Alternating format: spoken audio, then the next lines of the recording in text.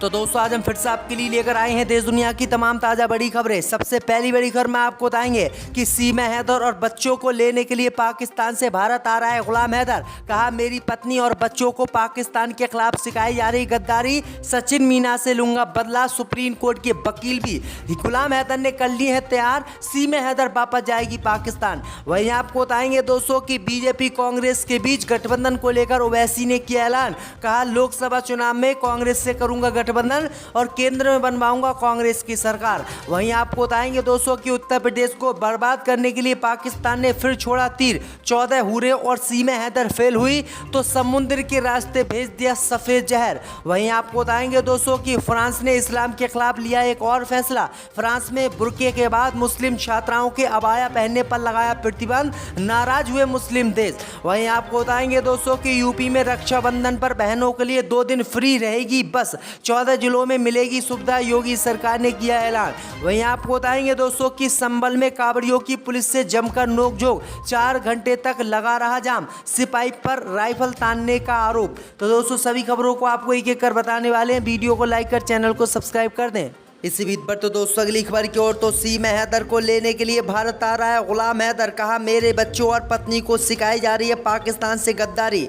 जब दोस्तों आपको बता दें कि पाकिस्तानी सीमा लांघकर भारत आई सीमा हैदर, भले ही खुद को भारतीय कह रही हो, लेकिन उसका पूर्व पति गुलाम हैदर अब सीमा हैदर और उसके बच्चों को लेने के लिए भारत आ रहा है। दरअसल आपको बता दें कि गुलाम हैदर ने कहा है कि वो शांत नहीं बैठेगा और हर कीमत पर सीमा हैदर को वापस पाकिस्तान लेकर आएगा। गुलाम ने कहा है कि वो जल्दी भारत आने वाला है और अपने बच्चों को वापस लेकर जाएगा। गुलाम ने कहा कि भारत में मेरे बच्चों से जबरन पाकिस्तान मुर्दाबाद के नारे लगवाए जा रहे हैं, सीमा हैदर को भी पाकिस्तान मुर्दाबाद के नारे लगवाए जा रहे हैं। सीमा हैदर और मेरे बच्चों को पाकिस्तान से गद्दारी सिखाई जा रही है, जो कि गलत है। गुलाम हैदर ने कहा है कि मैंने सुप्रीम कोर्ट के भारत में वकील भी कर दिए हैं और वे जल्दी इस मामले को लेकर भारत आने वाले हैं। तो ये बड़ी अपडेट आ रही दोस्तों।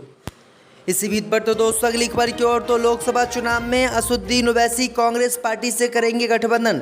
जय दोस्तों आपको बता दें कि एआईएमएम के नेता असदुद्दीन ओवैसी ने देश में बीजेपी और कांग्रेस पार्टी के गठबंधन को लेकर बड़ा बयान दिया है। असदुद्दीन ओवैसी ने कहा है कि विपक्ष ने जो इंडिया गठबंधन बनाया है उसमें उनकी पार्टी को शामिल नहीं किया है। असदुद्दीन ओवैसी ने कहा है कि अगर कांग्रेस पार्टी उनको न्योता देती है तो उनकी पार्टी जरूर विपक्ष के गठबंधन में शामिल होगी और बीजेपी को चुनाव हराएगी। दरअसल आपको बता दें कि इस बार असदुद्दीन ओवैसी की पार्टी काफी मजबूत लोकसभा चुनाव में नजर आ रही है।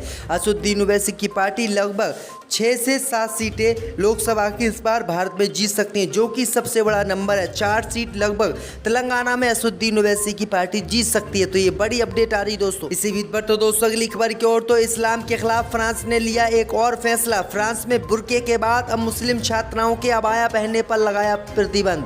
जब दोस्तों आपको बता दें कि फ्रांस की सरकार ने इस्लाम के खिलाफ एक और फैसला लिया है, जिससे पूरी दुनिया के मुस्लिम समुदाय के लोग नाराज हो गए हैं। दरअसल आपको बता दें कि फ्रांस में मुस्लिम महिलाओं के सार्वजनिक जगहों पर बुर्का पहनने पर लगे प्रतिबंध के बाद अब स्कूली छात्राओं के अबाया पहनने पर भी प्रतिबंध लगा दिया गया है। फ्रांस के शिक्षा मंत्री ने स्कूलों के खुलने से पहले कहा कि फ्रांस सरकारी स्कूलों में बच्चों के अबाया पहनने पर प्रतिबंध लगा रहा है। आपको बता दें कि अबाया बुर्के से थोड़ा अलग होता है और इसमें मुस्लिम छात्राएं अपने सिर और चेहरे को ढके रहती हैं। वहीं आपको बता दें ये बड़ी अपडेट आ रही दोस्तों कि किस तरह से लगातार मुसलमानों पर पाबंदी फ्रांस में लगाई जा रही है। इसी बीच पर तो दोस्तों अगली खबर की ओर तो उत्तर प्रदेश को बर्बाद करने के लिए पाकिस्तान ने फिर छोड़ा तीर। सीमा हैदर कामयाब नहीं हुई तो भेज दिया हजारों किलो जहर। जब दोस्तों आपको बता दें कि पाकिस्तानी महिला सीमा हैदर के नाकामयाब होने के बाद पाकिस्तान ने एक नई चाल चल दी है। दरअसल आपको बता दें कि सीमा हैदर जैसे ही भारत में आने के बाद फंस गई, उसके बाद अब पाकिस्तान ने भारत के युवाओं और उत्तर प्रदेश को बर्बाद करने के लिए समुद्र के रास्ते सफ़ेद जहर भिजवाया है। पाकिस्तान से 250 किलोग्राम ड्रग्स गिरफ्तार हुआ है। वहीं आपको बता दें कि ये ड्रग्स महाराष्ट्र पुलिस ने गिरफ्तार किया है। वहीं आपको बता दें कि जांच अभियान के दौरान समुद्र में करीब 250 किलोग्राम खतरनाक ड्रग्स बरामद हुआ है, जो हजारों युवाओं की जिंदगी बर्बाद करने के लिए काफ़ी है। महाराष्ट्र पुलिस को 14 अगस्त को पहली बार समुद्र के किनारे 14 पैकेट्स नजर आए और इन्हीं सभी पैकेट्स में ये ड्रग्स भरा हुआ था। वहीं आपको बता दें कि सीमा हैदर के नाकामयाब होने के बाद, पकड़े जाने के बाद उत्तर प्रदेश में इस तरह से पाकिस्तान जो है तीर पर तीर छोड़ रहा है। इसी बीच पर तो दोस्तों अगली खबर की ओर, तो यूपी में रक्षाबंधन पर बहनों के लिए 2 दिन फ्री बस सेवा शुरू, 14 जिलों में मिलेगी सुविधा। जब दोस्तों आपको बता दें कि रक्षाबंधन के त्यौहार पर बहनों को भाई के यहाँ जाने में किसी तरह की परेशानी ना हो, इसलिए उत्तर प्रदेश की योगी आदित्यनाथ सरकार ने बड़ा ऐलान किया है। योगी सरकार ने रक्षाबंधन के दिन महिलाओं को मुफ्त बस यात्रा तोहफा दिया है। रक्षाबंधन के मौके पर महिलाओं के लिए फ्री बस की सुविधा 30 से लेकर 31 अगस्त की रात 12 बजे तक रहेगी। महिलाओं को नगरीय बसों में निःशुल्क यात्रा उपलब्ध कराई जाएगी। जानकारी के मुताबिक यूपी के 14 शहरों में फ्री बस सेवा की सुविधा दी जाएगी। इसी बीच पर तो दोस्तों अगली खबर की ओर, तो उत्तर प्रदेश में कांवड़ियों की पुलिस से जमकर नोकझोंक, 4 घंटों तक लगा रहा जाम, सिपाही पर जबरन राइफल तानने का कांवड़ियों पर आरोप। जब दोस्तों आपको बता दें कि ब्रज घाट से गंगा जल लेकर लौट रहे कांवड़ियों के साथ मामूली बात पर पुलिसकर्मियों से नोकझोंक हो गई। इससे नाराज शिव भक्तों ने रविवार शाम करीब 6 बजे हसनपुर संभल मार्ग पर जाम लाकर हंगामा शुरू कर दिया। उन्होंने कांस्टेबल पर थप्पड़ मारने का आरोप लगाते हुए उसे बर्खास्त करने की मांग की। मामला बिगड़ता देख सीओ पहुंचे। उन्होंने शिव भक्तों को समझाने का प्रयास किया, लेकिन वे नहीं माने। इसके बाद एसएसपी ने भी घटनास्थल पर पहुंचकर जो है कांवड़ियों को शांत कराने की कोशिश की, लेकिन कांवड़िये सिपाही को बर्खास्त करने की मांग पर अड़े रहे। वहीं सिपाही के निलंबन का लिखित आश्वासन मिलने के बाद रात करीब 10:30 बजे कांवड़ियों ने जाम खोल दिया। तो ये बड़ी अपडेट आई दोस्तों कि किस तरह से कांवड़िये लगातार देश में विवाद फैला रहे हैं। दरअसल आपको बता दें कि उझारी में इन कांवड़ियों ने डीजे बजाए थे। इसी डीजे बजाने के दौरान कांवड़ियों पर जो है पुलिसकर्मी भड़क गए और पुलिस कांस्टेबल ने कहा कि इस तरह के डीजे आप और गाने ना बजाओ जिससे विवाद पैदा हो। इसी बात पर सिपाही पर जो है किस तरह से इन लोगों ने सस्पेंशन का दबाव बनाया। इसी बीच पर तो दोस्तों अगली खबर की ओर, तो शरद पवार ने मोदी सरकार को किसान विरोधी बताया, साधा निशाना। जब दोस्तों आपको बता दें कि एनसीपी के प्रमुख शरद पवार ने कहा कि प्रधानमंत्री मोदी के नेतृत्व वाली भारतीय जनता सरकार किसान विरोधी है। पवार ने देश भर में शाम को ऐतिहासिक दशहरा चौक पर एक विशाल सार्वजनिक रैली को संबोधित किया। इसी दौरान उन्होंने कहा कि कृषि क्षेत्र की स्थिति बहुत खराब है क्योंकि राज्य की मौजूदा सरकार किसानों के कई मुद्दों को नज़रअंदाज कर रही है। इसमें उनके उत्पादन के लिए दरों की गारंटी नहीं देना भी शामिल है। उन्होंने कहा कि जब वह कृषि मंत्री थे तो उन्होंने प्याज पर कोई टैक्स नहीं लगाया था, लेकिन अब मोदी सरकार प्याज पर 40% टैक्स लगाती है और अब अगले महीने चीन पर भी टैक्स लगाने की संभावना है।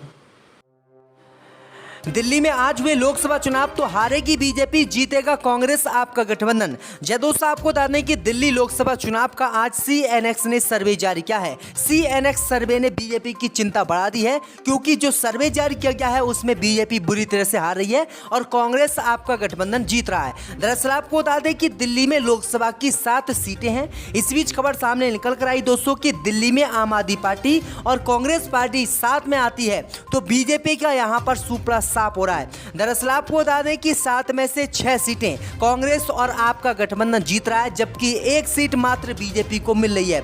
अगर दोस्तों हम बात करें पिछले लोकसभा चुनाव की, 2019 के लोकसभा चुनाव में बीजेपी को यहां पर काफी अच्छी बढ़त मिली थी। दरअसल आपको बता दें कि कांग्रेस पार्टी का यहां खाता भी नहीं खुला था, जबकि बीजेपी ने यहां पर सभी सीटों पर जीत हासिल की थी। लेकिन आपको बता दें कि 2024 के लोकसभा चुनाव में यहां पर उल्टा होता हुआ दिख रहा है। लोकसभा चुनाव में सीएनएक्स ने जो सर्वे जारी किया है उसके अनुसार दिल्ली की 7 लोकसभा सीटों में से 6 लोकसभा सीटों पर कांग्रेस और आम आदमी पार्टी जीत रही है, जबकि 1 सीट बीजेपी के खाते में जा रही है। भाई आपको बता दें कि अगर दिल्ली में कांग्रेस पार्टी और आप अलग अलग चुनाव लड़ते हैं तो 3 कांग्रेस पार्टी को यहां पर सीटें मिलती हुई दिखाई दे रही हैं, 2 आम आदमी पार्टी को मिलती हुई दिखाई दे रही हैं, जबकि 2 सीटें बीजेपी के खाते में जाती हुई दिखाई दे रही हैं। लेकिन आपको बता दें कि लोकसभा चुनाव 2024 से पहले कांग्रेस और आम आदमी पार्टी का गठबंधन हो चुका है, जिस गठबंधन का नाम इंडिया है। वहीं बात करें दोस्तों उत्तर प्रदेश की, तो उत्तर प्रदेश में 80 लोकसभा की सीटें यहाँ बीजेपी को 50 मिल रही हैं। 28 सीटें कांग्रेस इंडिया गठबंधन को, 1 सीट असदुद्दीन ओवैसी की पार्टी को और 1 सीट अन्य को यहाँ जाती हुई दिखाई दे रही है। तो उत्तर प्रदेश में ही बीजेपी की स्थिति दोस्तों ठीक नहीं है, यहाँ पर भी बीजेपी को घाटा हुआ है। वहीं महाराष्ट्र की बात करें दोस्तों, तो महाराष्ट्र में 48 सीटें, यहाँ पर 15 बीजेपी को, 31 कांग्रेस गठबंधन को और 1 सीट ओवैसी को और 1 सीट अन्य को यहाँ पर मिलती हुई दिखाई दे रही है। यानी बीजेपी महाराष्ट्र में भी बहुत बुरी तरह से चुनाव हार रही है। भाई दोस्तों कर्नाटक की बात करें तो कर्नाटक में 28 सीटें हैं, 4 बीजेपी को मिल रही हैं, 20 इंडिया कांग्रेस गठबंधन को मिल रही हैं। वहीं 1 सीट ओवैसी की पार्टी को यहाँ पर मिलती हुई दिखाई दे रही है, 3 सीट अन्य को जा रही है, यानी असदुद्दीन ओवैसी की पार्टी भी अन्य में यहाँ पर आ रही है। वहीं बंगाल की बात करें दोस्तों, तो बंगाल में 42 सीटें हैं, 42 में से